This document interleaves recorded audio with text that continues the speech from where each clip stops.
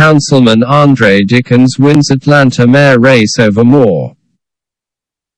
City Council member Andre Dickens won a runoff election Tuesday to become Atlanta's next mayor, riding a surge of support that powered him past the council's current president, Felicia Moore, after finishing second to her in November.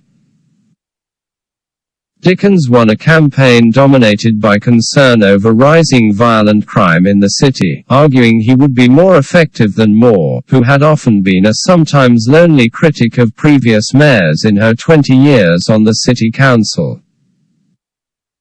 Moore had been the leading candidate by a wide margin in the first round of voting on November 2 among 14 candidates in a nonpartisan race. Incumbent Mayor Keisha Lance Bottoms didn't seek a second term. The 47-year-old Dickens, an Atlanta native and engineer by training, joined the council in 2013. He argued that his broad range of experience would allow him to address crime and other city issues, including affordable housing and improving opportunity for poorer residents.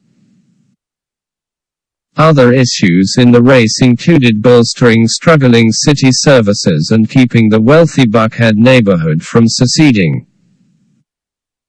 Dickens went from trailing the pack to take second on November 2 and make the runoff, ending the comeback attempt of two-term former Mayor Cassim Reed, who finished third. That snowballing support continued in the runoff, with endorsements by Bottoms, U.S. Rep. and Democratic Party of Georgia Chair Nikema Williams, Fulton County District Attorney Fannie Willis and Sharon Gay, an attorney who finished fourth in November 2 voting. Like many cities across the country, Atlanta has been dealing with a spike in killings. As of November 13, homicides rose 10% over the same period last year and 57% compared with 2019, Atlanta police data shows. Several of those killings captured widespread attention. Dickens has pledged to increase the number of police officers, arrest gang leaders and implement community policing. He says he may keep current police chief Rodney Bryant, who came out of retirement in 2020 after a previous chief stepped down following a fatal police shooting of a black man that led to unrest. Dickens also aims to increase affordable housing, improve infrastructure and ensure current residents qualify for high-paying jobs. Alexander Dawes, a 25-year-old black man, said he voted for Dickens on Tuesday at Second Ponce de Leon Baptist Church. Dickens' transparency and his stance on public safety were key factors in his decision, Dawes said. Crime has been a hot topic, but getting more officers on the streets is only part of the solution, he said. I think there are multiple approaches to address crime, Dawes said. Of course, staffing is important, but also having officers present in the community. That's important to build back that trust between the police and the community. Jennifer and Joe Moyers, both 60, said they voted for Felicia Moore. She was the candidate who had the most focus on curbing crime, Jennifer Moyers said. She has served on a community board in the Mt. Parran neighborhood and heard Moore speak there and was impressed by what she heard. She's very vocal about crime being a focus for her, Moyers said.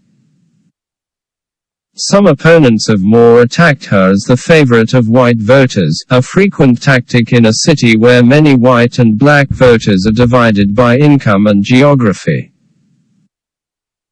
Both Moore and Dickens are black, and Moore has dismissed that her support should be held against her. "We're in a position in the city to start to bring people together," Moore said recently, arguing she is someone who can talk across divides, someone who can talk to people in the streets as well as the suites. Moore said her support in the wealthier, whiter section of Buckhead would be an asset in trying to squelch a secession movement in the area, an effort likely to preoccupy the first year of the next mayor's term. Moore touted her record to appeal to voters hungry for change and position herself as someone who would bring accountability and transparency to City Hall. But Dickens portrayed Moore as a naysayer and someone who has been unable to work with others. Dickens currently works for TechBridge, a non-profit that tries to use technology to aid other charitable groups. Dickens also founded a program to train people for technology work, trying to broaden access to high-paying jobs in Atlanta. He earlier ran a family-owned furniture store chain that collapsed in bankruptcy a decade ago, something that Dickens blamed on the effects of the Great Recession. Copyright 2021 The Associated Press.